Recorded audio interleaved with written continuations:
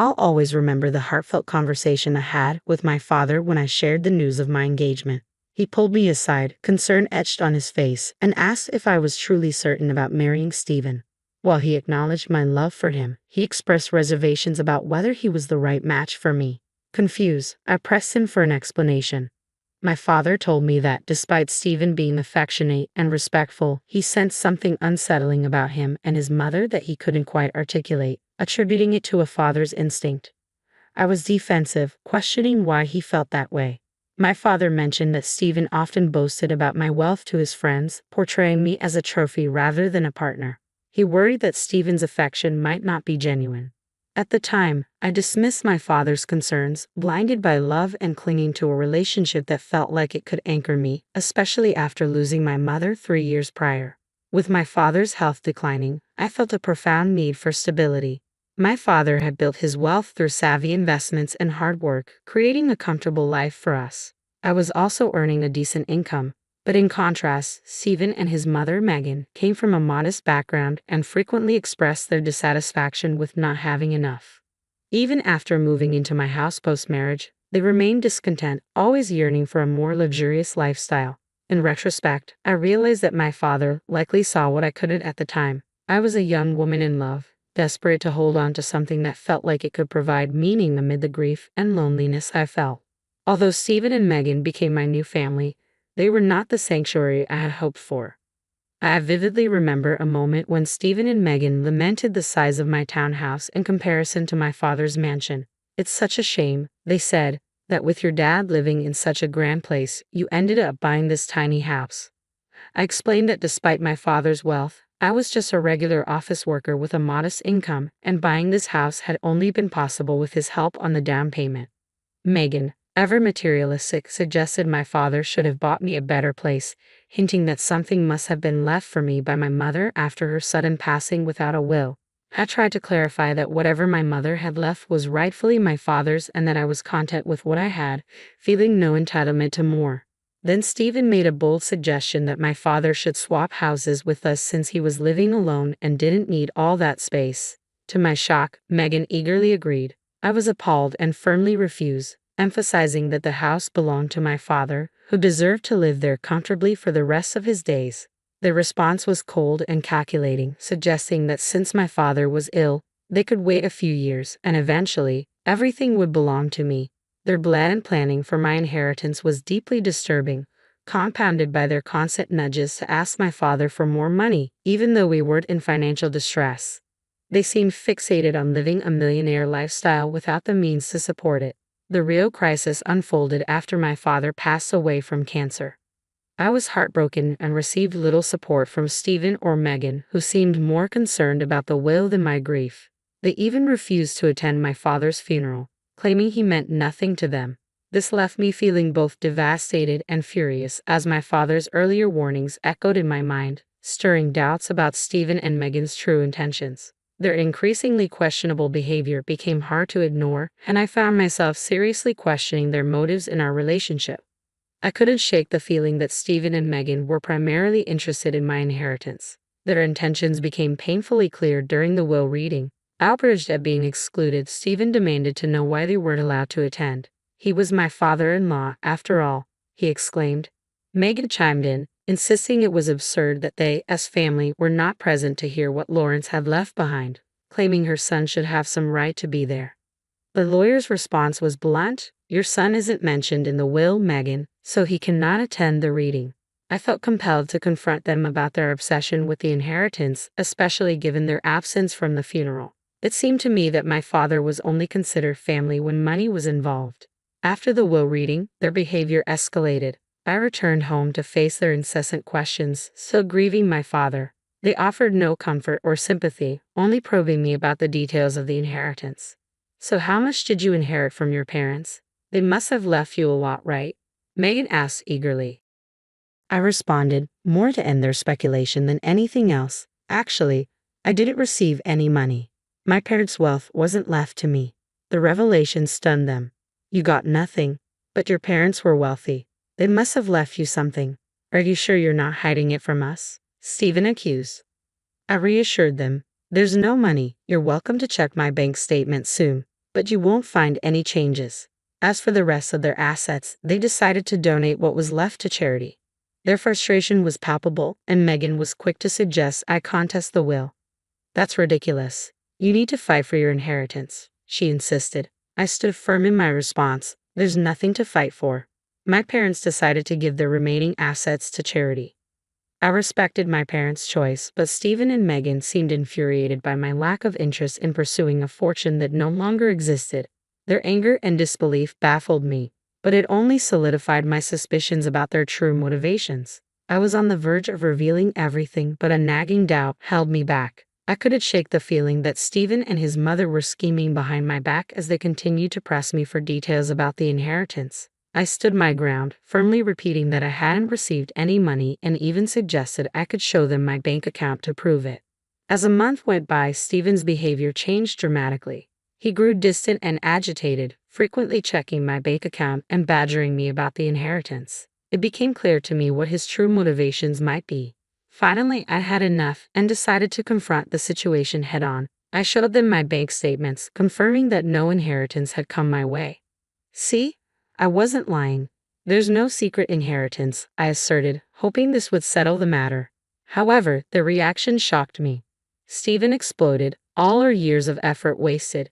So your parents weren't that rich, and you didn't even get a dime. This is unbelievable. His disappointment was palpable, and then he uttered words that shattered me. I stayed in this marriage for nothing. I married you for nothing. It was all a waste. What do you mean, Stephen? Why would you say that? I asked, my heart sinking. Megan scoffed. Who would marry you without considering the money? My son married you expecting we could bank on your inheritance. Now we see you got nothing. I can't believe I wasted 6 years on a useless girl like you. Stephen could have done so much better. Hearing them speak so callously confirmed my worst fears. It was clear that Stephen had married me for my money. My parents had been right about him and his mother. They were nothing but gold diggers. As much as it hurt, what came next was even more crushing.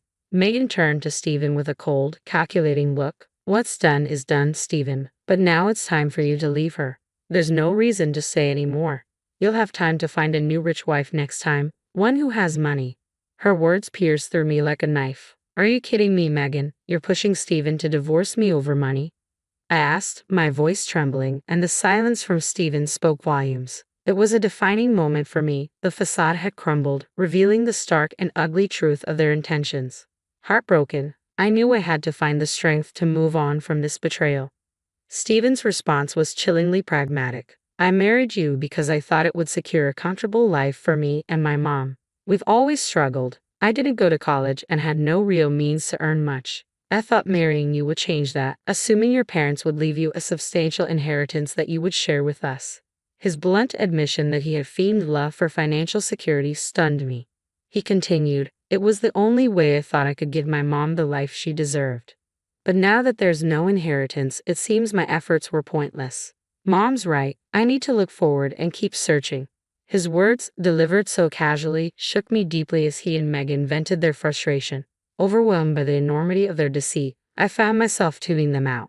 Their lack of empathy and Stephen's sudden shift in attitude were both upsetting and infuriating. I was so angry I wanted to scream, to lash out, but I restrained myself. Instead, I responded calmly, okay then, Stephen. If a divorce is what you want, then that's what you'll get. I've never been one to deny your requests. Consider this a final favor. Megan, ever the antagonist, jumped in.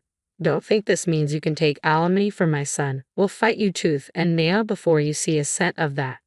I replied firmly, you're right, I don't have much money at the moment. So here's what I propose. A mutual divorce with no division of assets or alimony. You don't have much, and neither do I right now. If you forgo alimony, I'll agree to sign and not claim anything further from you.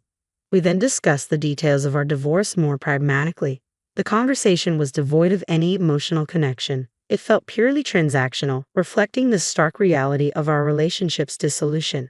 As we negotiated the terms, I could see that Megan and Stephen were pleased I wasn't creating any drama over the process. Perhaps they were surprised by my composed demeanor, unaware that I was privately unraveling.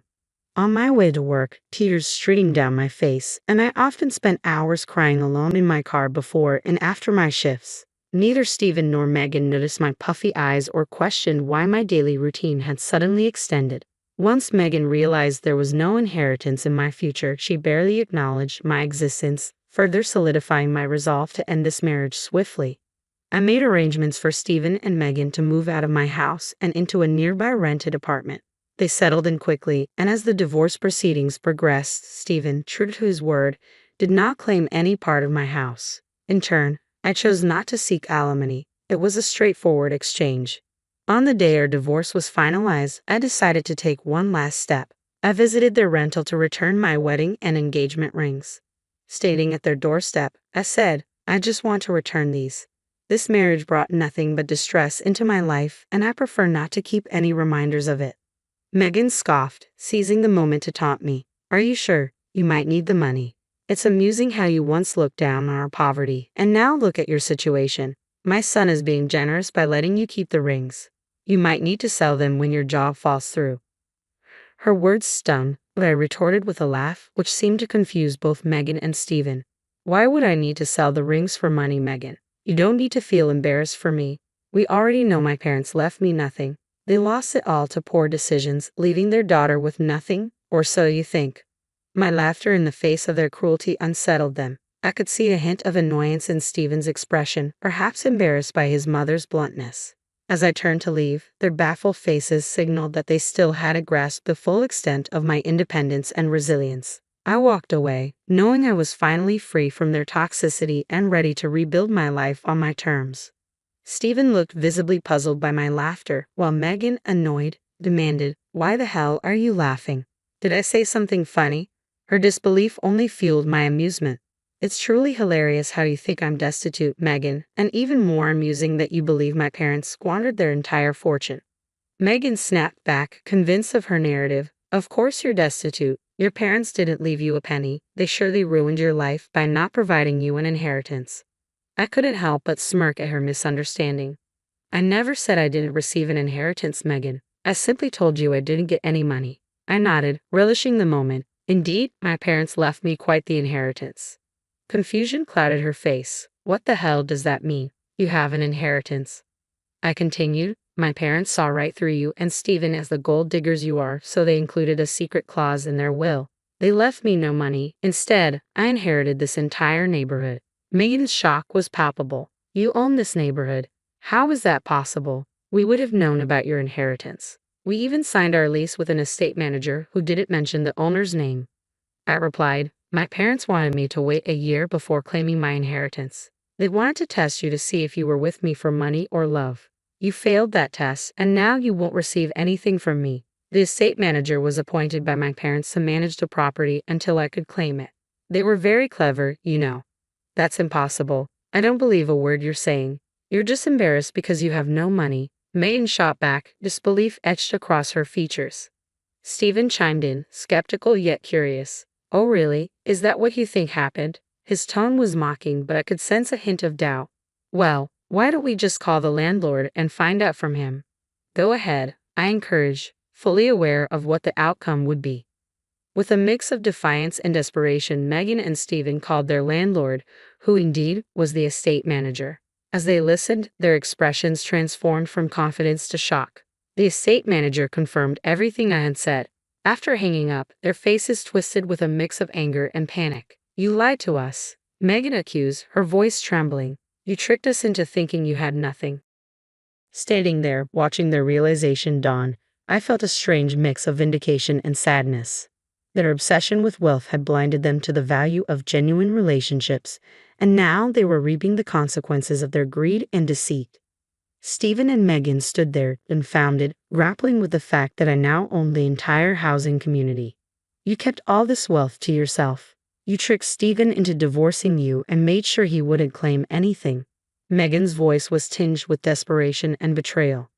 I couldn't help but laugh at their feeble attempt to twist the narrative. "It's quite ironic that you're calling me the trickster," I replied, the irony of their accusation not lost on me. "Stephen, you married me under false pretenses, claiming love where there was none. And Megan, you coached him into this and even pushed for the divorce, thinking there would be no financial repercussions for you. If anyone's the scammer here, it's both of you." The truth was simple. They had inquired about my financial gains from the inheritance, and I had answered honestly. This was all a big misunderstanding, wasn't it? But what's done is done. It's curious how you're suddenly interested in rekindling things now that you know about my inheritance. And Stephen, aren't you already courting another wealthy woman? Don't worry, I'll make sure she knows exactly who you are. As the severity of their situation sank in, Stephen and Megan began to plead with me. Stephen even dared to ask me not to interfere with his new relationship if I wasn't willing to give him a second chance. My response was blunt. Get lost. I also informed them that they would be evicted once the property transfer was finalized. Over the following weeks, they repeatedly showed up at my doorstep, begging for forgiveness. Their desperation was palpable, especially since they already had an eviction on their record, making it difficult to find a new place. The only reason they were still on my property was that I had instructed the estate manager to allow it temporarily. Taking action, I reached out to Stephen's new interests and told her everything. She was appalled by their actions and ended things with him immediately, even showing me their exchange of texts as proof of the breakup. After this debacle, when Stephen and Megan resorted to verbally attacking me, I had no choice but to call the police. Their actions had crossed all boundaries of decency, confirming that my decision to distance myself from them was not just right, but necessary. Once the inheritance was officially transferred into my name, I didn't hesitate to evict Stephen and Megan from the property. They seemed shocked that I had followed through with my threat. Despite their initial disbelief, they attempted to return to my property, prompting me to call the police. The officers issued them a stern warning, and I proceeded to file for a restraining order to ensure they would stay away. Word of our altercation quickly spread throughout the town, and soon everyone knew about their deceitful behavior. As a result, they found themselves socially ostracized, forcing them to leave the city and try to start fresh elsewhere. Meanwhile, I relished my newfound financial independence, liberated from the clutches of gold-digging leeches. I was finally free to enjoy my life and the wealth my parents had wisely left me, ensuring it would benefit someone who truly appreciated their legacy.